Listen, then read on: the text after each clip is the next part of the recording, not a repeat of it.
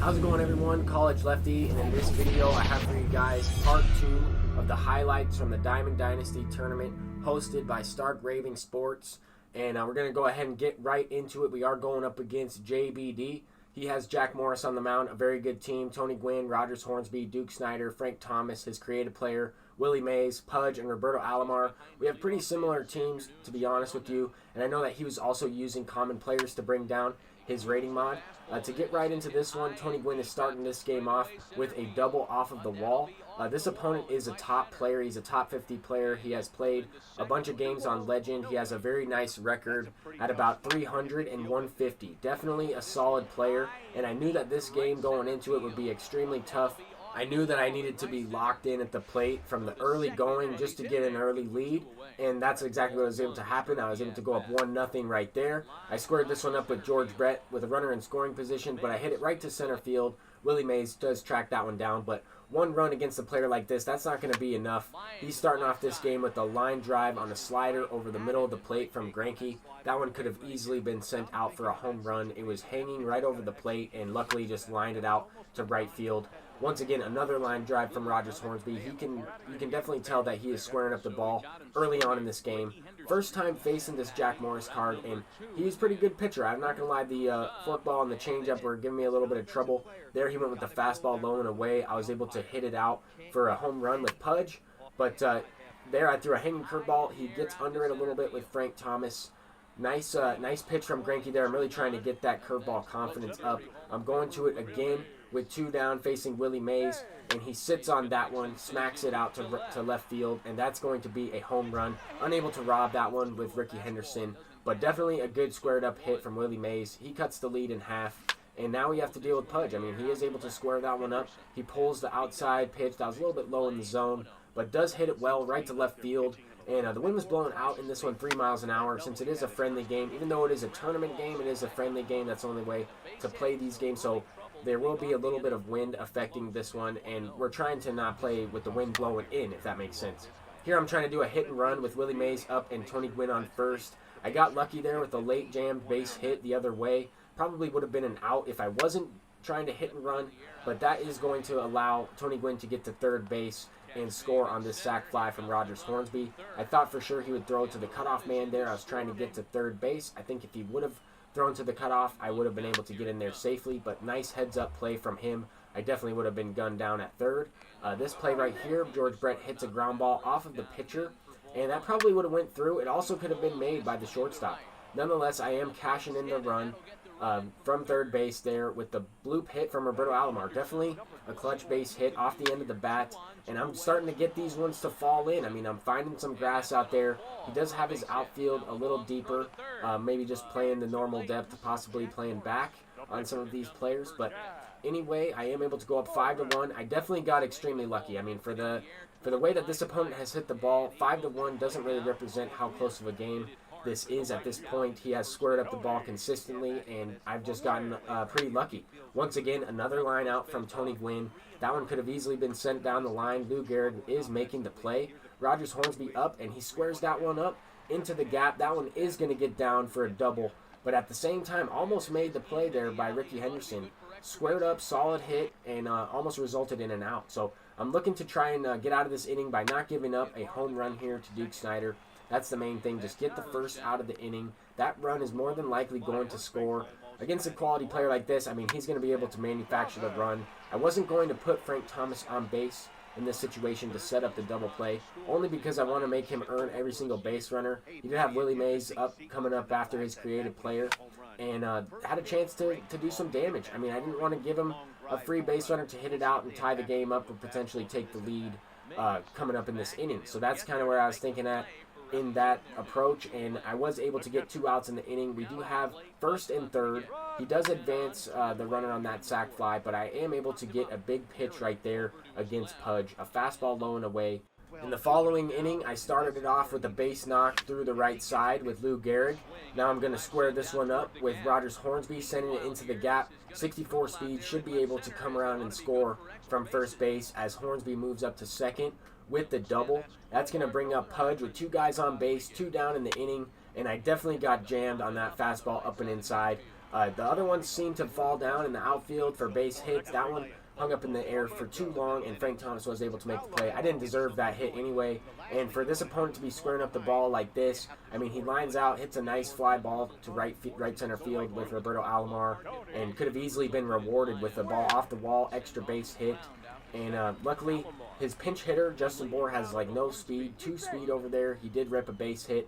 I was able to get the fielder's choice because that would have been a tough play regardless. But Zach Greinke was the starting pitcher for this game. I'm using him as one of my best hitters as well. I had a lot of commons on the bench, so I was unable to really go to a bench bat anyway. Figured I would just let the pitcher hit. There I was ripping a double with Greinke, and then back-to-back doubles with Gwynn. That's going to allow Greinke to score, trying to expand the lead as much as possible. I mean, against a good player like this, he can come back at any point. And I know that I say that quite a bit, but at the same time, whenever you're playing in a tournament game, I mean, I'm always trying to win the game regardless. But no runs, no lead is safe. Not enough runs are scored in this game, and this opponent can start to hit the baseball at any time, and I fully expect him to. For how consistently he's squaring up the ball, hitting line drives that are sometimes resulting in outs, eventually they're gonna find the holes and the gaps, and they're gonna drop in for base hits, extra base hits. There he was able to rip a single through the right side, and then he was sitting on that slider low and away with Mays and sends that one out on a 2-run shot. So now we have an 8-4 ball game. I mean, 4 runs is really nothing in this game, especially against a really good hitter. At this point, he needs a couple base hits, 1 big hit away. I need to continue to expand the lead. I mean, top of the 7th inning, and that's exactly what I'm trying to do. A nice ground ball to Frank Thomas here. He misses the tag. The pitcher was running over to first base, misses the tag, and I was able to get in safely. I stole second base, trying to get into scoring position, and then Ricky Henderson is going to cash him in with an extra base hit, slicing away from Willie Mays. Nice hit right there. Thought for a second off the bat that one was going to be caught and tracked down, but nonetheless, it does get through. Then once again, Pudge clutching up with a weird hit right there, just out of the reach of his second baseman. I was pretty surprised that ball was able to get through the infield, and Ricky Henderson did not even advance from second to third base there with 99 speed. He also thought that ball had a chance to be caught, but Willie Mays is clutching up, ripping one up the middle. Also kind of a late hit. I mean, I was able to get the PCI there at the last second and get some part of the bat on it to send it up the middle. But I didn't think I really deserved that base knock up the middle, and this opponent responds with a deep fly out to the warning track. Just luckily in this game, I was able to score often when he was able to score. So every time that he scored and put some runs up on the board, I was able to respond with at least one of my own. He actually, in this game, was only able to shut me down in 1 inning so far. I was just really putting together some good at-bats, and I was also getting lucky with some of the hits. I mean, for example, I thought that one should have fell. Shortly after that play, we actually disconnected in the game. There's a little bit of lag going on between us. It might have been on my end. I was having a little bit of connection problems before the stream started, just early on in the morning, and I thought that everything was good. I tested everything, and it was all set to go. But for this last one, we were in the 7th inning. I did have an out in the last inning. So we'll start this game off with an out already, and we'll play 2 innings. So the score is still 11-4 at this point. But he definitely still has a chance to come back. I mean, now we have a different pitching matchup. He has Bob Gibson, and I have Nolan Ryan. So that's going to play a little bit of a factor, as well as the confidence, the stamina. We will be playing a 9-inning game, though, so that won't affect the pitcher's stamina as much. Obviously, if we played a 2-inning game, then the pitcher's stamina would be a lot different, and it could affect the game in many ways. But anyway, we are able to get the first couple outs of the 8th inning. This is actually the 8th inning. The score is a little bit jacked up at this point, but nonetheless, it is quality gameplay. I wanted to get you guys the highlights, and we're facing Bob Gibson. So I've only faced this card one time. Definitely a solid pitcher, and Rogers Hornsby there is sending that one to the outfield as well, right to the warning track. I flew out a couple times to the warning track, and that's just the way it can go sometimes in this game. I'm looking to try and pitch. I got the first inning with Nolan Ryan, so he was almost like he was coming in out of the bullpen. Kind of strange. But Billy Wagner is in relief, down to his last out. This is the bottom of the 9th inning, 2 outs, and I get the fly ball from Pudge to Ricky Henderson. So that was it for the first game. I was able to clutch out the dub, but we still have to beat this guy another time, and we're going up against Clayton Kershaw. I have a tough time against Kershaw, and he's honestly the best pitcher in this game by a long shot, in my opinion. I have won a lot of games using Kershaw, but the few times I have lost have also been against him. So a lot of the times I'm using him, it's a head-to-head Kershaw matchup, This opponent is starting off this game with a base knock, already hitting well, similar to how he was in the last game, but hitting the ball hard, line drives. I mean, there he sends that one into the gap with Frank Thomas. I'm facing Frank with a lefty in this game now, and I was able to keep him off the board up until this point, but Frank Thomas against lefty is never a good sign. We're already in a little bit of a jam here in the first inning. We do have 2 down, and Rogers Hornsby is making that play. Luckily, he had Frank Thomas on first base, though, because I don't think I would have been able to throw that ball across the diamond and get his creative player out on that specific ground ball. He definitely would have scored that run if I didn't have the opportunity to throw to second. But to start this game off, I was struggling a little bit at the plate. That was probably the best hit ball in the first inning for me. There with Lou Gehrig, I did go down and get that one, but nonetheless, definitely a good solid slider on the outside half and got me to fly out to left field. But after the first jam, I was able to get out of the second inning unscathed. Don't really have a hit yet at this point. He's pitching pretty well. I'm trying to see as many pitches as possible from Clayton Kershaw. That at-bat with Rogers Hornsby went about 6 to 7 pitches. Another 3-2 count with George Brett, and I was a little bit late on that one. Definitely a solid pitch. And the thing I struggle the most with Kershaw, I think, is deciphering between the sinker, the fastball, and the slider. I feel like the sinker comes in at the most velocity that he throws, but it's also because of the movement that he has on that pitch. Just Kershaw is a remarkable pitcher in this game. Definitely tough to hit, especially if the opponent is able to get confidence up on his pitches and get that gold bar of confidence. He's almost impossible to score off of. On this specific play, I thought Tony Gwynn was going to be able to track that one down. I ended up walking Duke Snider through this slider over the middle of the plate. I thought for sure that that was a 3-0 ball game. I thought 100% he was sending that one deep for a home run. I got extremely lucky that that wasn't a home run. I missed location, but now I'm looking to continue to have some decent at-bats. I've been struggling to square the ball up already through these first couple innings, and at times I just was missing the ball. I mean, right there, I was looking for a pitch up and away. I hit it, but it was right to the first baseman, got on top of it a little bit. Just not really putting the barrel of the bat to the baseball and getting rewarded with base hits or solid line drives into the gap. And it's completely my fault up until this point. I need to have better at-bats. I still don't even have a hit in the game. Now I can't say that anymore. We do get the first knock with Tony Gwynn, 89 speed on first. And at this point, I'm looking for one of those fastballs up and away. I had been stealing against this guy, so I figured he was going to slide step, figured I was going to steal. I tried to ambush that pitch. I was still early on it, and I lined out to shortstop. Very next batter, Hornsby, misses the fastball over the middle of the plate. I did go ahead and strand the runner at first base. I needed to take advantage of every single opportunity, every single missed location that this opponent throws. I have to hit the ball hard and find a gap or drop it in for a base knock somewhere. That's the only way that I'm going to be able to get to Kershaw, get to his bullpen in this game. And luckily, this play was not made. That was probably an easy double play ball, even with 99 speed. But nonetheless, another opportunity that I was not able to capitalize on. Just one big hit away from scoring a couple runs in this game. And same thing with the opponent. I mean, he was having a tough time against Kershaw as well.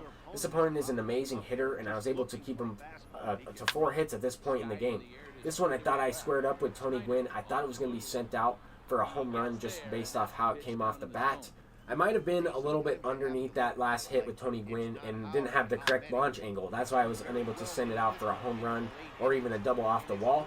But to follow up in this inning, George Brett with 2 outs is hitting one into the gap for a double. More of a pitch over the middle of the plate, inside half. I was able to go the other way with it pretty nicely.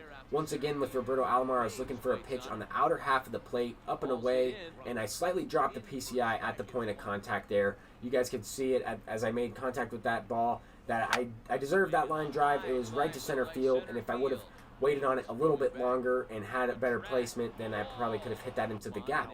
But the opponent is responding. I mean, late in this game, 8th inning already. Feels like this game has been going on for like 10 minutes at this point.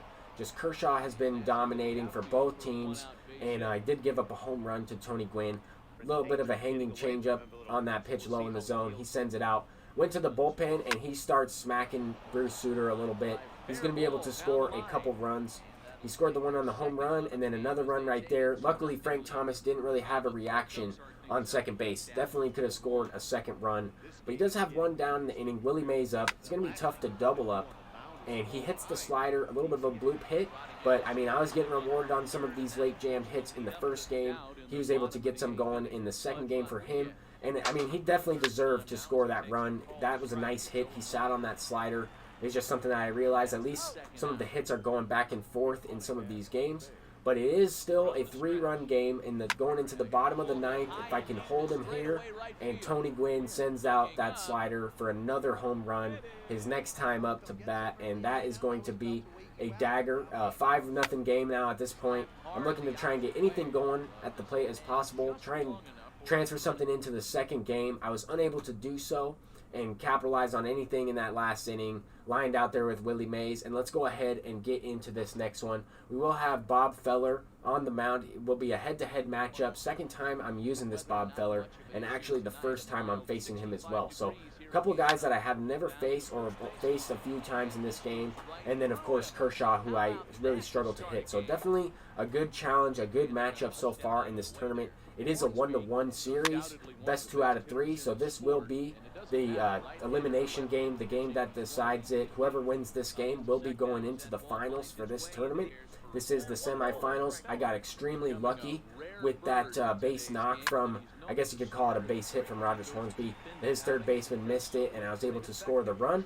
But this opponent is coming out swinging. I mean, he already 2 base hits to start this game. Bob Feller is in a little bit of trouble. 2-2 count. I went with the fastball inside, and he was all over it. Sends it out for a 3-run, no-doubt home run to start this game. That is not exactly what I was looking for in this elimination game, especially with a pitcher that I think is really effective. I'm just having a tough time locating some pitches with him. To already have the confidence down is crazy. There we get the first out of the inning, but it was a miraculous first out. I mean, I had to make one heck of a play with Ricky Henderson in order to get that out. The opponent responded with a couple more base hits in a row. At this point in the game, I'm just trying to minimize. Somehow, some way, get a double play, get a nice ground out somewhere I can throw home to first, something like that. Just get the double play. He sends out a sac fly, and that was a lot closer of a play at home than I initially thought. But in this first inning, man, things are getting out of hand a little bit. Bob Feller is going to smash a double on a slider. I definitely missed the location of that slider, but that was his pitcher. I mean, he was able to send that out. I got to tip my cap. At this point in the series, the opponent is thoroughly outplaying me. Up 6-1 in the elimination game. Came out swinging. I'm trying to respond at any possible way. I mean, this guy is definitely a good player. I mean, for me to win that first game 11-4 and for him to respond the way that he is, I was definitely impressed. And at this point in the game, I try to lock in as best as I can, and hopefully everything is going my way. I mean, there we get a nice late jammed hit from Ricky Henderson. At this point, I need all of those to start falling. Everything that I square up well in this game needs to fall in for a base knock. Look at this crazy hit. I mean, Pudge is ripping one just out of reach of Frank Thomas. That's going to end up to be a double. Ricky Henderson moves into third base, so we're actually in a pretty good position here. We have Tony Gwynn up. I thought that this ball was going to get down, and I just ruined my chance of coming back in that inning right then and there. I had a chance to score 2 runs. Willie Mays was up next, and I got doubled off on a line drive that I thought was going to get down. Very next batter for him, Duke Snyder. He's turning some things around and smacking that one into the gap. This is only in the second inning, and I've already gone to my bullpen, already used a couple pitchers. And as soon as I bring in Billy Wagner, boom, 3-run shot. He smacks it out. That's going to be his creative player. And at this point, I'm like, dang, well, I got to try and hit. I'm going to have to put up 7 runs. There's still a lot of game left. And I was able to hit well in the first game. Really, the only pitcher that has shut me down so far has been Kershaw. He hit Bob Feller extremely well. I'm looking to hit Bob Feller the same. I mean, that's the only way I'm going to be able to keep in this game.